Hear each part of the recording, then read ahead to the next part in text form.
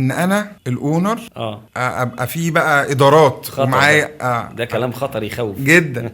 لا طب انا عايز ادير بنفسي. ما هو انا حضرتك انا عاوز افضل انا اكتر واحد فاهم في الايه، فاهم في الايه منه، ايوه فاهم فاهم. فاهم كله. فاهم شغلي ده، انا عارف ما اكاديميتي ولا مدرستي، وانا عارف كل حاجه فيها. لا صعب، لا صعب. لولا دفع الناس بعضهم لبعض لفسدت الارض.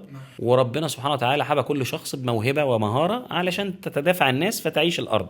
فحضرتك مش عارف كل حاجه. لو انت شاطر وموهوب ومثقف وغني وجميل روح الجنه، ما تكملش معانا بقى، عندك كل الحاجات اهو. لا، هتكون غني وشاطر بس محتاج موهبه معينه تساعدك. هتكون قوي بس مش ذكي، محتاج حد عنده ماتش سمارتر يساعدك اكتر. هتكون مؤهل ماليا بس علميا محتاج ناس تدعمك. هي دي الحياه، ودي سنه الله في خلقه. لازم نتكامل. الحياه تكامل وليس تفاضل. ليس شخص افضل من الاخر، ولكن شخص يكمل الاخر في مهمه. وده سر نجاح المنظمات كلها، مش التعليميه فقط، كل منظمات الاعمال. انا بعتبر اي كيان حتى الاسره دي منظمه اعمال، كل واحد له دوره. له دور فيها.